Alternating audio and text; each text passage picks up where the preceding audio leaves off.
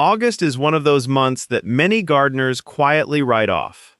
Not because there's nothing left to do, but because this is when the garden can make you feel as though the best part of the year has already passed.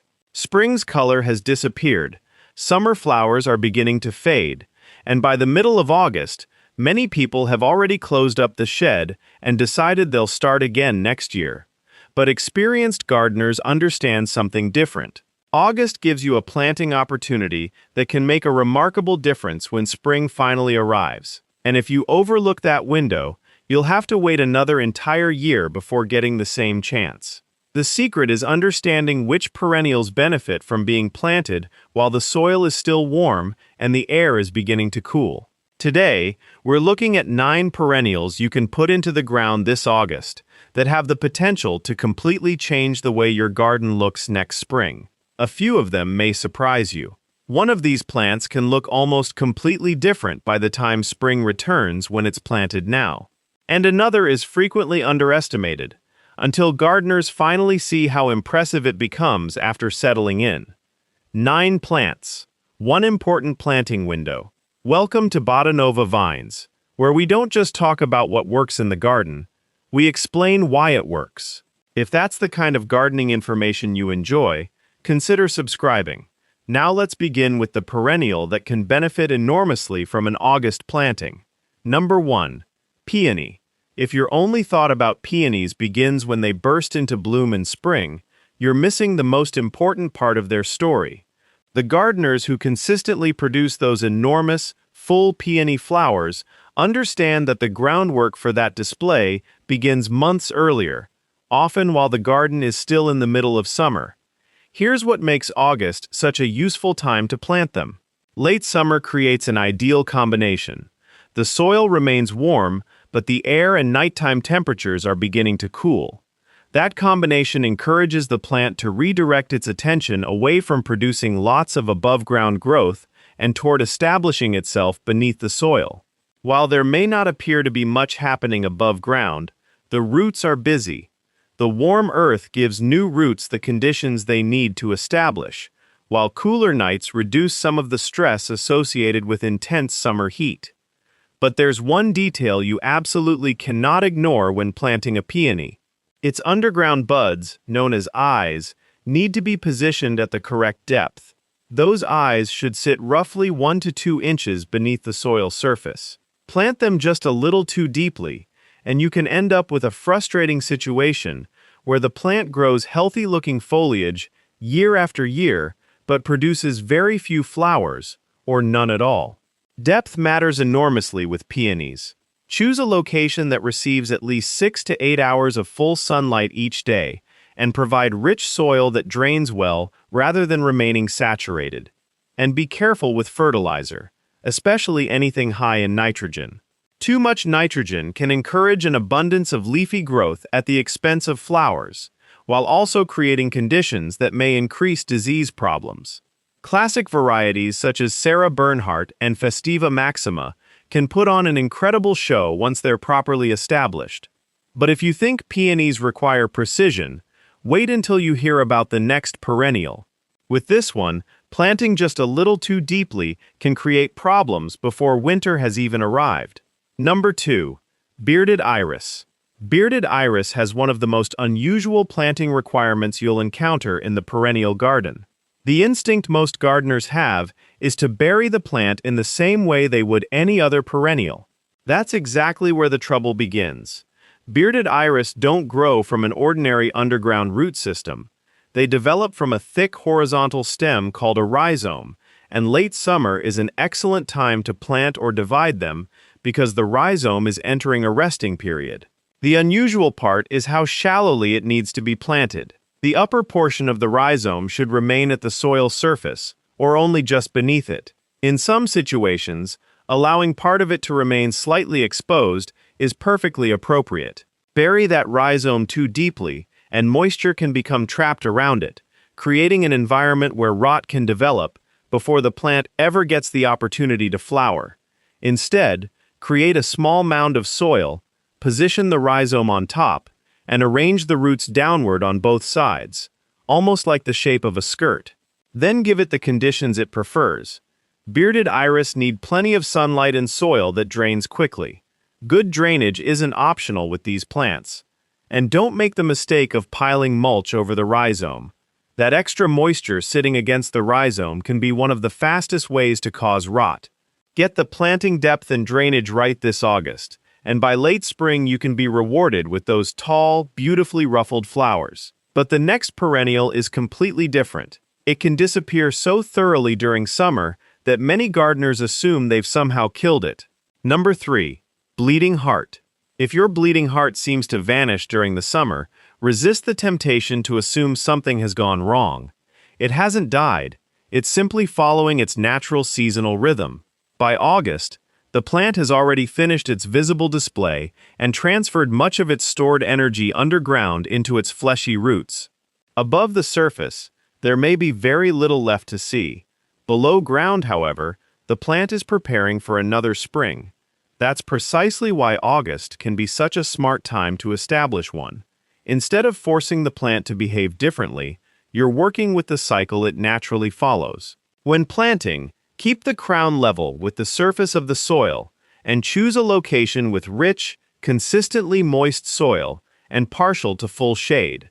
There's another important part of the equation: winter. The hidden buds require an extended period of cold exposure to trigger the spectacular spring display.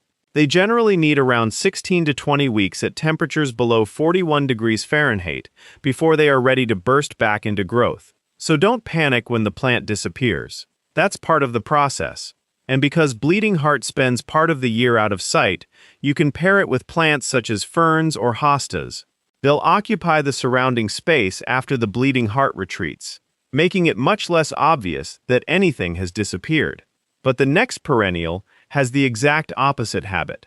Instead of vanishing beneath the soil, it can spread outward until the flowers seem to cover the ground itself. Number 4. Creeping phlox. This is the perennial I especially don't want you to overlook. A lot of gardeners treat creeping phlox as a tiny filler plant, buying one small pot and squeezing it into an empty corner. Experienced gardeners tend to approach it very differently. They plant it in August, and they plant enough of it to allow the plant's natural spreading habit to do the hard work. Creeping phlox gradually roots along its stems as it grows. When you establish it in August, those stems have time to spread and connect before spring arrives, giving the plant a head start on forming that dense carpet. For the best coverage, space plants roughly 6 to 12 inches apart and arrange them in a staggered pattern rather than lining them up in one straight row. That arrangement gives the plants room to expand into the gaps and can help the area fill much more quickly. Creeping phlox prefers full sun and soil that leans toward the dry and rocky side. In fact, overly rich or consistently wet soil can create more problems than benefits. Give it the conditions it actually wants. Plant it now, and by April you could be looking at something completely different from the bare mulch your neighbors are still staring at. Instead, your garden can be covered in a low-growing carpet of pink, purple, or white flowers. But the next perennial isn't concerned with putting on an impressive show immediately. First, it's busy building something beneath the soil. Number 5. Columbine. Columbine is a great plant for teaching impatient gardeners to trust the process. It's easy to plant one and expect it to look like the picture on the nursery label during its first year. That's usually not how it works. And that doesn't mean you've failed. The plant is simply investing its early energy somewhere you can't see. During its first autumn, Columbine concentrates on developing a strong, deep taproot. Planting it in August gives that root system a valuable head start, allowing it to establish before the ground eventually freezes. Choose a spot with partial shade, particularly if you live somewhere with intense summer heat, and provide fertile soil that drains well. One thing you absolutely don't want is for the plant to sit in waterlogged ground for extended periods. Excess moisture around the crown can lead to rot before the plant has had enough time to reach its full potential. When you plant, keep the crown right at the level of the surrounding soil rather than burying it. And here's a little trick many gardeners don't hear about until much later. When columbine flowers next spring, Don't feel as though you have to remove every spent bloom.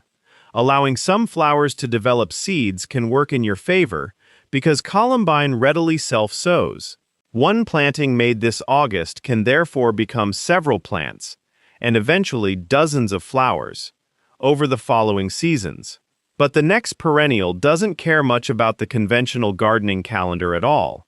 It has a habit of flowering when much of the rest of the garden is still waking up. Number 6. Hellebore, or Lenten Rose. When most of the garden still looks completely dormant, hellebore can already be putting on its show.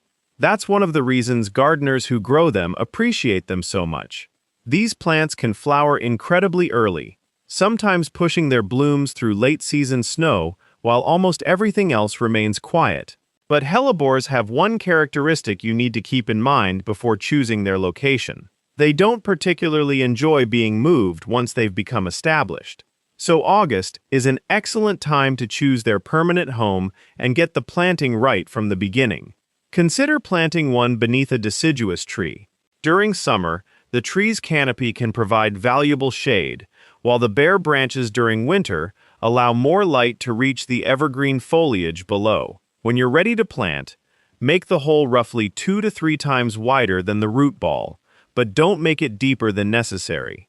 Keep the roots disturbed as little as possible while positioning the plant. Give each hellebore approximately 12 to 24 inches of space.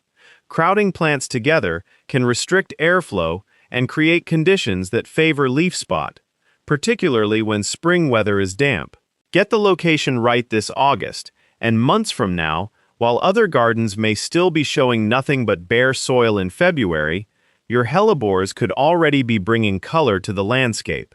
But the next perennial isn't primarily known for its flowers. Its biggest advantage is that it can solve one of the most frustrating problems many shade gardeners face every year. Number 7. Siberian bug loss. If deer have turned your hostas into an all-you-can-eat buffet, Siberian bug loss could become one of your favorite additions to the shade garden. One of its biggest advantages is that its rough, heart-shaped foliage naturally discourages deer and rabbits. While nearby hostas may be getting repeatedly chewed down, Siberian bugloss can continue holding on to its attractive leaves with considerably less attention from browsing animals. August is a good time to establish it because the plant gets an opportunity to settle into its shady location before the really cold weather arrives. Choose a position with partial to deep shade and make sure the soil stays consistently moist. This isn't a plant you want baking in hot, dry conditions.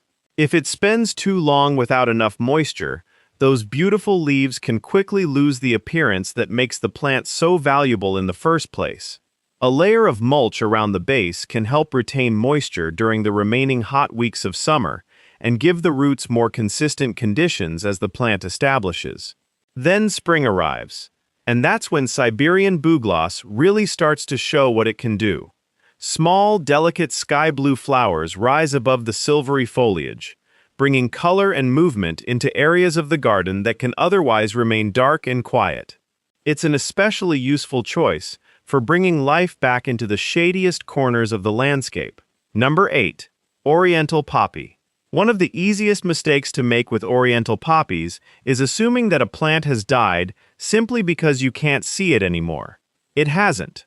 The plant is following a natural cycle that makes it look completely absent during part of the year.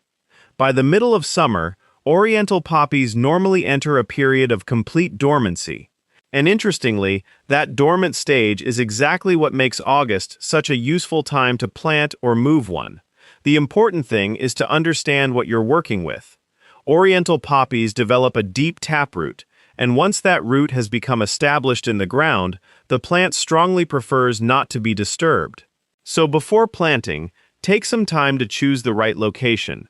You want to get that decision right the first time. Give the plant full sun and choose soil that drains very sharply. This is particularly important because oriental poppies do not tolerate sitting in consistently wet ground. Excess moisture around the roots can cause them to rot long before spring arrives, and gives the plant an opportunity to put on its famous display. There's also a simple way to make the summer dormancy less noticeable. Because the foliage disappears for several weeks, consider growing something low and spreading nearby to occupy the empty space. Baby's breath can work well for this purpose, helping cover the gap while the poppy is resting underground. Then, when late spring arrives, the transformation is dramatic. Those enormous flowers can reach roughly the size of your hand, with colors so intense that they almost appear as though someone painted them directly onto the garden. But there is still one perennial left, and it has one particular advantage that separates it from everything else we've talked about today. It establishes remarkably quickly. Number 9. Dianthus, or pinks. This is the perennial I've been leading up to from the beginning. Dianthus may not look particularly impressive when you first put a small plant into the ground, and that's probably one reason so many gardeners underestimate it. But don't let that initial appearance fool you. Dianthus develops a fine, fibrous root system that can establish surprisingly quickly. Planting it in August gives those roots valuable time to become firmly established before the ground freezes. By spring, the plant can look as though it's been growing in that location for much longer than it actually has. For the best results, give Dianthus a position receiving around 6 to 8 hours of full sun each day. The soil should drain sharply, and a pH ranging from neutral to slightly alkaline is ideal. Spacing matters too. Leave approximately 8 to 12 inches between plants so air can move freely around the foliage. Good airflow helps reduce the chance of powdery mildew developing, especially when conditions become humid. If you garden somewhere with particularly cold winters, there's one additional step worth considering. After the ground has frozen, place a light layer of straw over the crown for extra protection. Just remember to remove that protective layer once early spring arrives so the plant can begin growing freely again.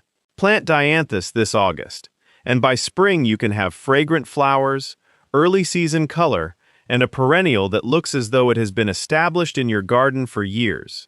And that's really the larger lesson behind this entire list. August matters far more than most gardeners realize. These 9 perennials are all ready to be planted during this month's window, and the work you do now can determine how impressive your garden looks several months from today. The best spring gardens aren't necessarily created when spring arrives. They're prepared months beforehand. While everyone else is looking at an empty garden and wondering when the color will finally return, your beds can already be filling with flowers because you gave those plants the head start they needed. You did the work while everyone else was putting their gardening tools away. So now I'd like to know what you're planning.